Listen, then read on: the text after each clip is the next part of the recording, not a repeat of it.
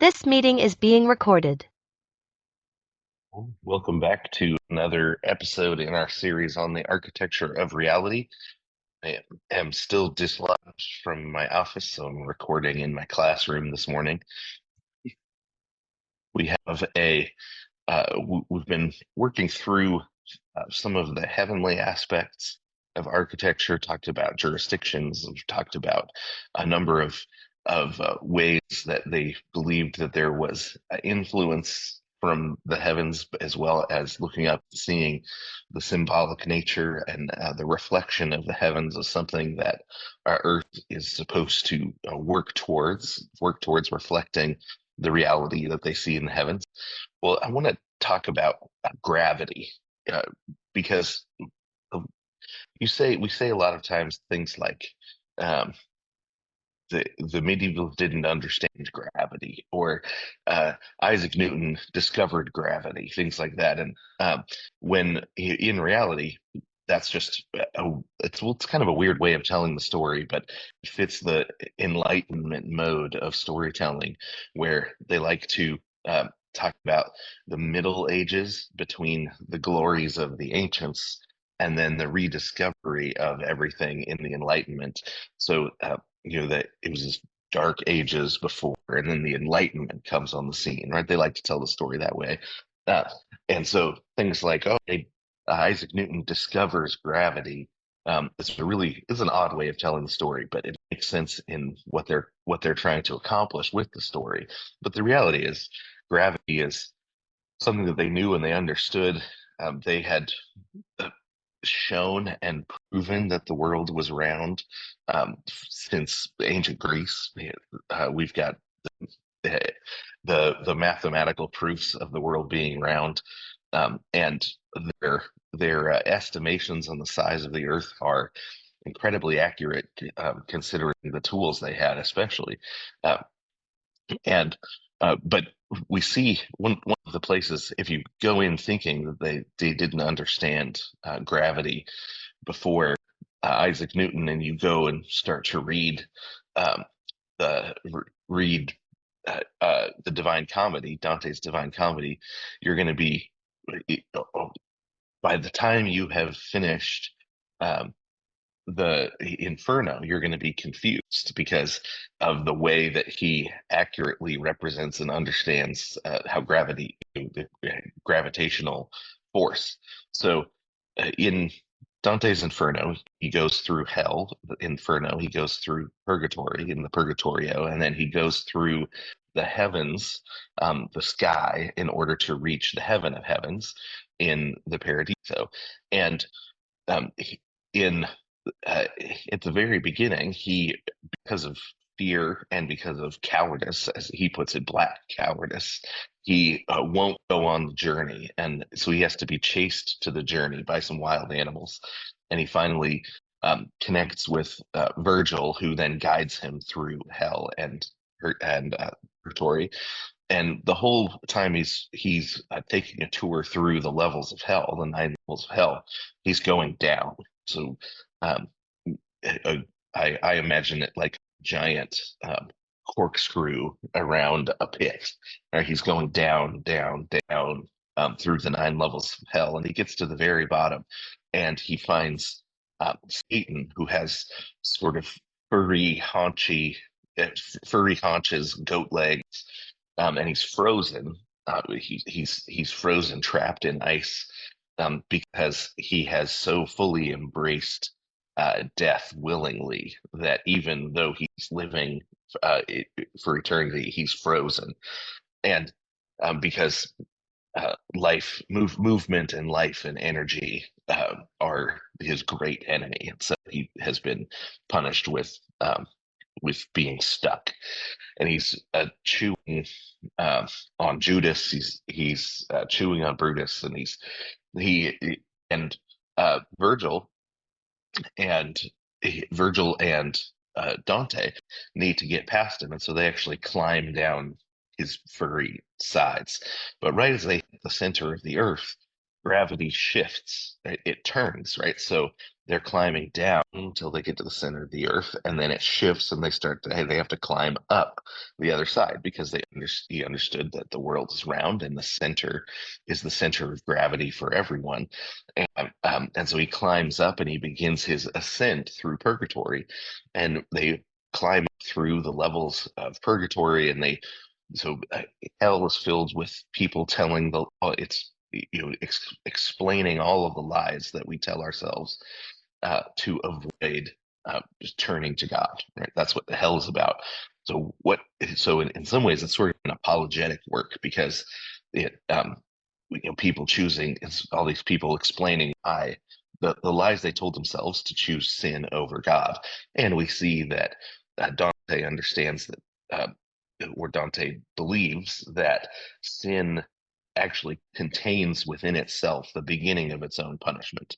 Right. So in the committing the sin, you begin to receive the punishment because contained within the sin, the committing the sin is the beginning of the punishment. So the sin is among other things, it's a self-destruction. It's a self-destructive behavior. Well, and purgatory is uh, people explaining the lies that they tell themselves to that kept them from repenting of their sins during their lifetime, right? So that convinced them that they could hold out, they could continue on in a particular sin and not turn from it. And so purgatory is, it's people being hurt the punishments of their sins are being purged from them by the grace of God. And so you have and so if you read the Purgatorio, what's interesting is you find yourself going through, oh yeah, tell myself that lie, I should stop doing that, right? That's sort of the purpose of the fantastical, of the fantasy, is to it's one of the purposes is to help us identify the lies we tell ourselves in our own life. And so he and Virgil climbing through the purgatory, and it gets to the end of purgatory, and Virgil has to leave him, and he's handed off to a new guide, which is Beatrice. And there's a whole story behind why Beatrice ends up being the guide. She had died, been his first love, and she had died young, but in the beauty of Beatrice, he had discovered as he'd gotten older that there was an invitation to uh, discover the beauty of God, or an invitation to follow God was embedded in the beauty of this woman that was his first love. So it's sort of like, when Justin Bieber sings "Baby, Baby, Baby" when he's young. Um, Dante had that sort of reaction to Beatrice, but he came to understand later as he got older uh, that the beauty of Beatrice was actually God's beauty shining through her, and her her rejection of him when he was young, because he wasn't a very good Christian and wasn't a devout person, caused him to look into how to grow in his devotion to God. And so he sees that the invitation. So, and then it's like an older Justin Bieber singing "Holy" about his wife, right? So I guess Justin Bieber is the new Dante, maybe. I don't know. But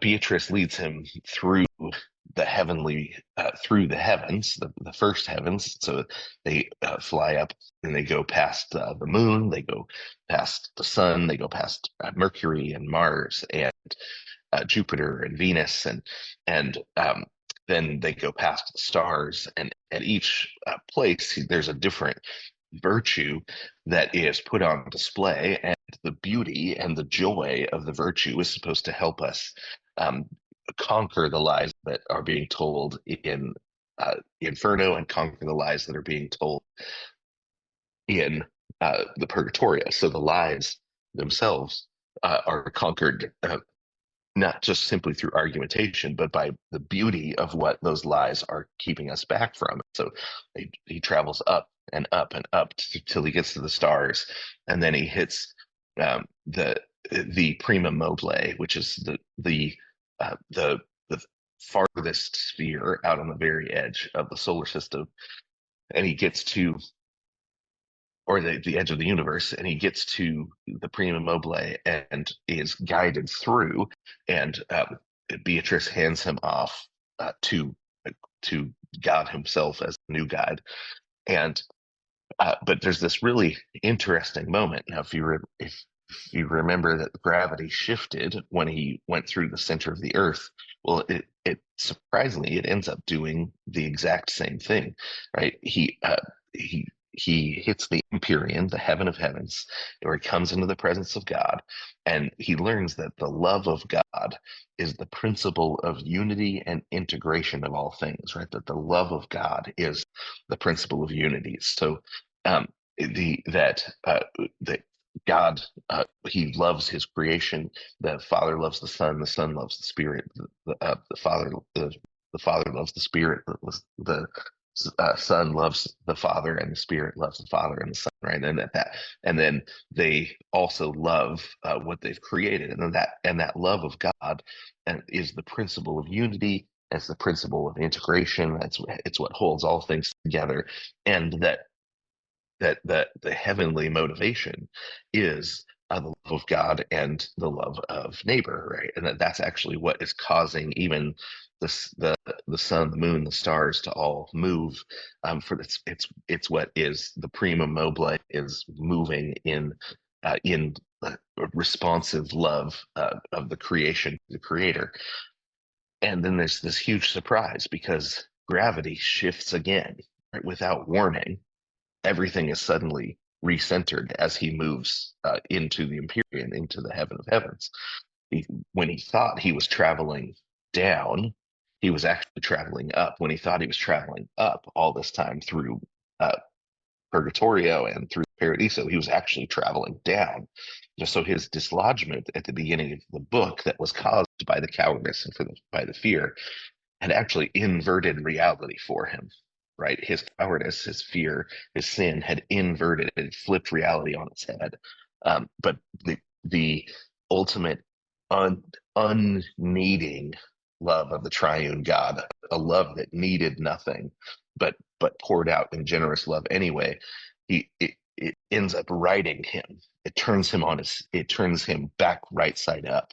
And so he's finally on his feet for the first time. And all this time that he thought he was on his feet, he was actually upside down to reality. It's a really brilliant, incredible moment, and it's beautifully portrayed, and it makes the all of the time. I think it makes all the time worth it. That just joy of surprise at the end, and but it also shows you uh, that that even something like gravity, because uh, the medievals, they never um, minimized things down to what's their basis, what's their simple basis, what's the most important thing. Or they're always they would look at reality and they would see, okay, what are the physical properties? Where did it come from? What's it made for? And what is the allegorical property of this thing in reality? Or and then because they wanted to understand um, what a thing was, what it was for, and what it showed us about reality, about its creator, what it showed us about who we are. So even gravity has an allegorical relationship to God when Dante gets to it. Right. So this is the kind of theological understanding, the kind of cosmology that caused people to build cathedrals, to say, let's imitate this massive, filled with meaning, fully integrated universe that that by the way it was created pulls our heart up, and even something like gravity, pulling us down, can be turned into something that pulls our hearts up to God when it's investigated for what it actually is.